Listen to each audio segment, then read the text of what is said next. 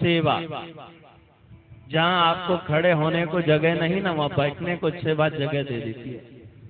आप किसी अनजान के पास, जिसको आप नहीं जानते, आपको नहीं जानता, और पैर दबाने लग जाइए आप, 2-4 मिनट पैर दबाए ना, वो 5वें मिनट के साथ बैठ के, अरे भाई बैठ के दबाओ ना जरा।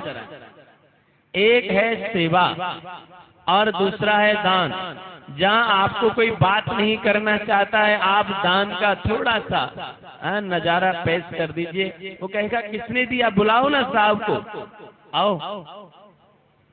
हमारे जीवन में जो सर्वश्रेष्ठ बात है वह है सेवा और दान।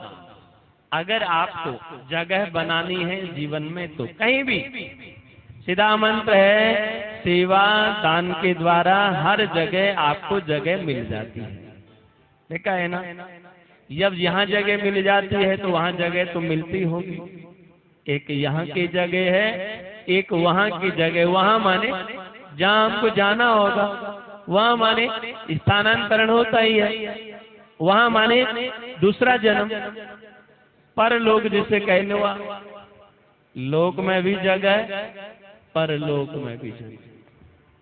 या इस जन्म में भी आनंद, उस जन्म में भी आनंद। देने वाले को हर जगह मिलती है, लेने वाले को कहीं जगह नहीं मिलती, वो कर्जदार होता है। पर देने वाले को हर जगह है। सेवा कराने वाले को जगह शायद न मिले, पर सेवा करने वाले को हर जगह मिलती है। 2 बातें सीख लीजिए सीधा सीधा। अगर आपको दुनिया में जगह बनानी है और दुनिया के मालिक के बीच में जगह बनानी है, तो 2 काम करते रहो। समय मिले सेवा, धन बचे दान। दान करते रहो, सेवा करते रहो, हर जगह आपका रिजर्वेशन पक्का। बोलो हरे कृष्ण।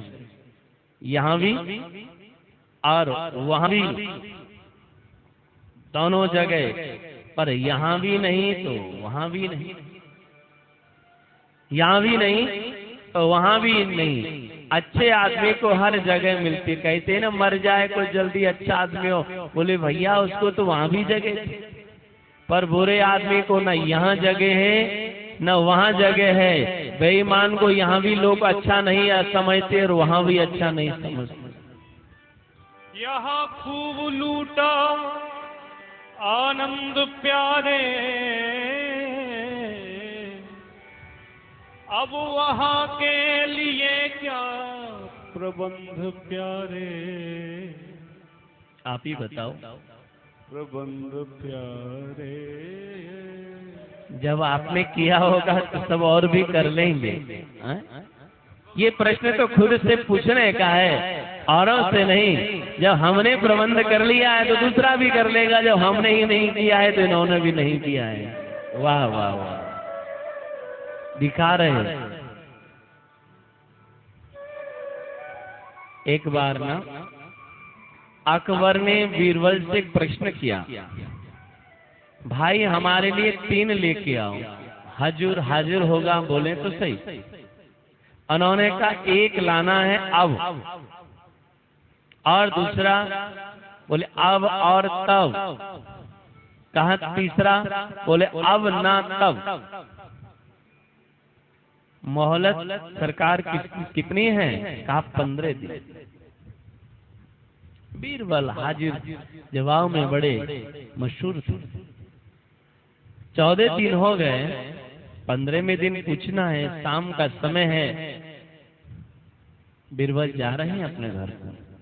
रास्ते में एक मजदूर को देखा, सुबह से शाम तक मजदूरी किया, जो कमाया ठेके पे गया, लेके चकाचक पी रहा था। बोले काम का बंदा है भाई। ए भाई, कल आपको दरबार में आना है। वो गड़बड़ा गया, बोले ज्यादा कहीं पीली देख लिया नहीं, हाजिर हो जाऊंगा। रास्ते में जा रहा है, एक हलवाई है, मिठाई का काम। उसने उस जमाने में 100 रुपए का बट्टा किया, 50 अलग निकाला, 25 अलग निकाला और 25 अलग निकाला। 50 दुकान पर छोड़ गए, 25 लेकर के गए फल वाले की दुकान, वहां से फल खरीदा। और गरीब जहाँ बसती थी जाके फल बांट 25 रुपए बचा 25 घर पर गया, वो अपनी धर्म पत्नी को दे दिया। बीरबल पीछे पीछे घूम रहे, बोले काम का बंदा ये भी है। घर पर गए तो वहां दामाद जी आए। घरवाली कह रहे हैं दामाद जी आज रुक जाइए, कल चले जाना। पर ये दामाद का जो नाम है इसमें बड़ा करेंट है। चाहे भले ही किसा कैसा भी दामाद हो ना, ससुराल जाए ना वो पूरा तीस मार खा बन जाता है। सासू जी अनुनय निवेदन करती है, नहीं नहीं मैं ऐसा दिखाता मैंने कितना बिजी है, कितना कामदार आदमी, रुका नहीं। उन्होंने कहा कल चले, बोले नहीं मैंने अभी जाना है, मेरे पास टाइम नहीं, भेजना है भेज दो नहीं तो मैं चला। बीरबल ने कहा यह भी काम का बंदा है। दामाद जी आज तो आपको रुकना ही होगा, क्योंकि हमारे महाराज का हुक्म है आपको वहां दरबार में हाजिर होना है। दामाद जी की तो पसीना छूट गया, बोले मामला गड़बड़ है, अकबर बुला रहा है कुछ ना कुछ पनिशमेंट। तीनों को ले जाकर के दरबार में हाजिर कर दिया। अकबर पूछता है बीरबल जरा परिचय तो कराएं आप। क्या सरकार ये अब है, क्या मैं समझा नहीं, ये वैसे तो कहने को मजदूर सुबह से शाम तक मेहनत करता है एक टांग से खड़ा होकर, पर शाम को चक पी माने भूल जाता है कि तूने कितना काम किया। तो अब है महाराज, अब मस्ती ले रहा है। ठीक है, ये जनाब का ये हलवाई सेठ जी हमारे शहर के प्रसिद्ध मिठाई की दुकान है, पर ये अब और तब कहा मैं समझा नहीं। इसने यहाँ 100 रुपए कमाया और 100 रुपए में से 50 दुकान को दिया। दुकान को रखेगा तभी तो, व्यापार में नुकसान कब होता, निकाल लेते हो, जमा करते नहीं, इसीलिए लॉस हो जाता। और महाराज 25 का इसने फल खरीदा, गरीबों को बांटा, 25 परिवार को दिया। तो अवी और तवी काम का है। कहा ये जनाब, बोले कहने को तो अपने ठहरे दामाद, ठहरे ये दामाद, पर महाराज ये अवी है नहीं और तवी नहीं। कहा अवी हमसे कोई ऐसा दामाद होगा जो ससुराल वालों से थोड़ा बहुत खुश हो, नहीं सब नाराज ही रहता है दामाद से, है ना। शादी हो गई कि नहीं, तो आपको क्या पता है। दामाद हमेशा ससुराल वालों से शिकायत ही बनाए रखता है, ये वो ये सब समस्या है। बोले महाराज ये अब भी खुश नहीं है, और जब अब खुश नहीं है तो आगे भी खुश नहीं है, तो ये अब ना तब। तो मैं इस कथा के माध्यम से आप सभी को कहना चाहता हूँ, ऐसी कमाई कर लो जो संग जा सके, ऐसी कमाई कर लो जो संग जा सके। ऐसी कमाई करनी है, बेईमानी वाली नहीं। ऐसी कमाई कर लो जो संग जा सके, ऐसी कमाई कर लो जो संग जा सके। मुश्किल पड़े तो राह में वो काम आ सके, मुश्किल पड़े तो राह में वो काम आ सके। हाँ ऐसी कमाई कर लो जो संग जा सके, ऐसी कमाई कर लो जो संग जा सके। हाँ मुश्किल पड़े तो राह में वो काम आ सके, मुश्किल पड़े तो राह में वो काम आ सके। ऐसी कमाई कर लो। कैसी कमाई, जो काम सके। पर भाई अपन लोग जो कमाई करे न यहाँ काम आ रही है न वहाँ काम आए। मनोस्तु सतरूपाया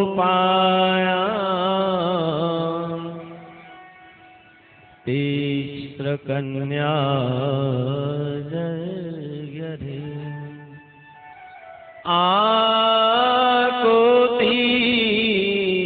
देवहूतिश्च प्रसूति ऋतविश्रुता। मनु जी महाराज की 3 कन्याएं। आकुति का विवाह रुचि प्रजापति से। आप श्री के यहाँ बेटा बेटी हुए जिनका नाम हुआ यज्ञ और दक्षिणा। विवाह हो गया। यज्ञ की पत्नी का नाम है दक्षिणा। जीवन में यज्ञ भी अवश्य करना चाहिए और यज्ञ करने के बाद यज्ञ करता ब्राह्मण को दक्षिणा भी, अगर यज्ञोपरांत दक्षिणा नहीं दी जाती है तो यज्ञ अधूरा माना, समझे ना। और दक्षिणा कितनी हो, दक्षिणा कितनी हो तो शास्त्र कहता है, बोले यावत राशि जो यज्ञ में खर्च हो उसका 1/4 भाग ब्राह्मण को दक्षिणा में देना चाहिए। यज्ञ में तो आप लाख रुपए खर्च करते हैं पर आचार्य को आप लोग 1100 रुपये दक्षिणा देते हैं। 1/4 भाग, जितना भाग यज्ञ में व्यय होवे उतना ही राशि ब्राह्मण को 1/4 भाग दक्षिणा में देना चाहिए। पर भोजन में तो 10,000 खर्च करते हैं, पर पंडित जी को दक्षिणा देने की बारी आई तो 11 रुपये। पंडित जी को अगर खा करके दर्द हो जाए तो बताओ ना, रिक्शा वाला भी नहीं ले जाएगा हॉस्पिटल 11 रुपये में, ले जाएगा?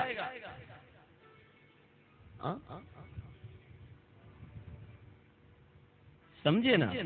तो यावत राशि दक्षिणा में अगर यज्ञ को पूरा करना है। आपके दूसरी जो पुत्री है उनका नाम देवहूति, जिनके यहाँ 9 कन्याएं हुई। 9 कन्याओं का विवाह 9 ऋषियों से हुआ। एक पुत्र हुए कपिल भगवान। कला का विवाह मर्ची से, कश्यप, विश्वक, वीरज, देवकुल्या, गंगा आदि का अवतरण। जो दूसरी कन्या है जिनका नाम अनुसुईया, उनका विवाह अत्रि मुनि के साथ हुआ। ऐसा वृतांत है कि इनके पातिव्रत से 3 देवियां जली और जलने के बाद तीनों देव ब्रह्मा विष्णु महेश पुत्र बन के यहाँ आए। ब्रह्माणी, रुद्राणी, लक्ष्मी लज्जित हुई और ब्रह्मा विष्णु महेश ने 3 अंश से 3 पुत्र दिए। ब्रह्मा के अंश से सोम चंद्रमा, भोले बाबा के अंश से दुर्वासा और भगवान विष्णु के अंश से श्री दत्तात्रेय भगवान प्रकट हुए, जिन्होंने संसार में गुरु परंपरा को प्रकट किया। बोलो हरे कृष्ण। हरे कृष्ण। ये गुरु परंपरा। जो मनुजी महाराज की तीसरी पुत्री प्रसूति, आपके यहाँ 60 कन्याओं का जन्म हुआ। 27 का विवाह चंद्रमास, अश्विनी से लेकर रेवती तक जो नक्षत्रावली है। दूसरी 13 कन्याओं का विवाह धर्म से, 6 कश्यप जी को दी, 1 भूत, त्रिशास्त्र, अंगिरा आदि आदि को दी। 1 कन्या का विवाह भूत भावन भोलेनाथ के साथ हुआ, जिनका नाम था सती, माने बुद्धि। दक्ष की बेटी का नाम है बुद्धि, माने सती। पर बुद्धि का विवाह हो गया विश्वास रूपी शिव से, तो काम कैसे बनेगा भाई? सती का विवाह तो बुद्धिमान से हो तो काम चलेगा, पर यहाँ हो गया विश्वास से। बुद्धि का विश्वास का मेल नहीं होता है, और मेल होता है तो तलाक भी हो जाता है। बुद्धिमान घरवाली मिल जाए और घरवाला शांत हो जाए तो घरवाली क्या कहती है, तू पागल है, छोड़ के चली जाती है। लल्लू से विवाह थोड़ी करना है, तो कल्लू चाहिए था। गड़बड़ क्यों हो रही है? बेमेल सौदा है। आज जन्म कुंडली तो लोग मिला रहे हैं, पूरा 10 दोष रहित विवाह होना चाहिए, पर नेचर नहीं मिला रहे, स्वभाव भी मिलना जरूरी है। स्वभाव मिल नहीं रहा है, भाव मिल रहा है, जो दाहित चल रहा है ना, वैसे भाव नहीं स्वभाव मिलना चाहिए। अब तो रेट तय हो जाता है, कितना पैसा दहेज में चाहिए, बोले ये मुझे गाड़ी चाहिए, ये मुझे आइटम चाहिए, घरवाली की हाइट इतनी होनी चाहिए, घरवाले का इतना होना चाहिए, नाक इतनी लंबी है तो इतनी लंबी होनी चाहिए, छोटी है तो छोटी होनी चाहिए, मोटी है तो मोटी होनी चाहिए। अब तो इंची टेप लेकर के पूरी दुनिया वाले घूम रहे, कलर फेयर है तो फेयर ही, ब्लैक है ब्लैक ही। अब तो कलर मैच करते हैं, हाइट मैच करते हैं, फेस मैच करते हैं, एजुकेशन मैच करते हैं। पर मैं कहा करता हूँ, ये सब मैच करने की जरूरत नहीं है। मैच करना है तो स्वभाव मैच करिए, बस। कभी झगड़ा नहीं होगा, दाम्पत्य बड़ा अच्छा चलेगा। पर मैचिंग आजकल फैसिलिटी की मैचिंग, विवाह हो गया। एक बार अध्यक्ष जी महाराज को प्रजापति उपाध्यक्ष बना दिया गया। बुद्धिमान है ना, अध्यक्ष बना गया। अभिमानी जिसको न कभी कुछ मिला हो और उससे मिल जाए तो वह पचा नहीं पाता, तो श्रीमान दक्ष पचा नहीं पाए। उस सभा के बीच में भोले बाबा भी थे। सत्यम भूतितम प्रोक्तम, जो सब में एक को देखता है वही तो शिव है, जो सब जगह सत्य को देख रहा है। सब खड़े हुए अभिनंदन बंदन किया, पर भोले बाबा ठहरे आत्मा राम। राम राम राम राम के सुमिरन में लगे हुए थे। अब दुनिया के व्यक्ति को तो वह तो दुनिया का सम्मान रिस्पेक्ट चाहते न, रुक गए और अनर्गल चर्चा करने लगे। कहने लगे, अगर मुझे पता होता कि मेरा दामाद इतना जल्लू राम है तो मैं कभी भोली भाली कन्या कभी वाह नहीं कर। आज का ससुर भी दक्ष बन गया है। मेरा दामाद अपने माँ बाप के भले पैर न छुए पर मेरे पैर छुए, है ना। पर मेरी समझ में नहीं आता, हमारे यह सीता स्वरूपा होती है, जब उसको हमने पूजा है तो उससे पुजवाना।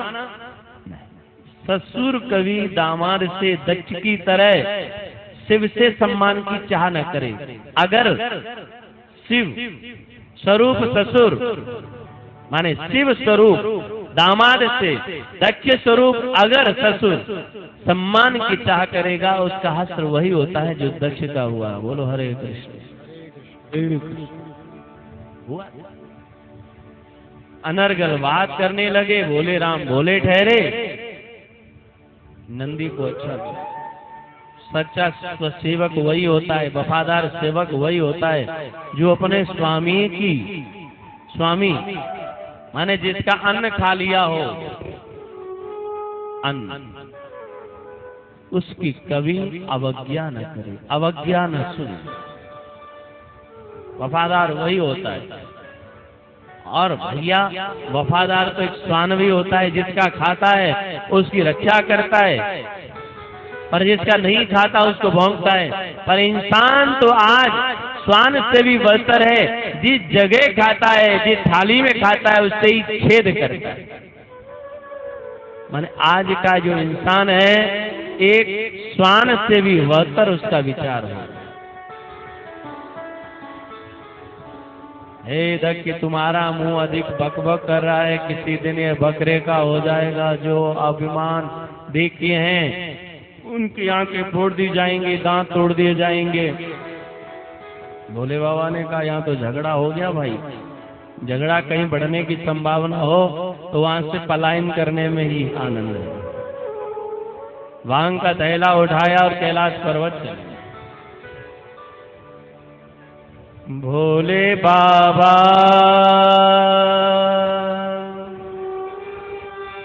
भोले बाबा चले रे केला, राम गुण गाते हुए। भोले बाबा चले केला, राम गुण गाते हुए। वो डमरू वाले चले रे केला, राम गुण गाते हुए। रूप में चले केला, राम गुण गाते हुए। हरि गुण गाते हुए। हरि गुण गाते हुए। वो डमरू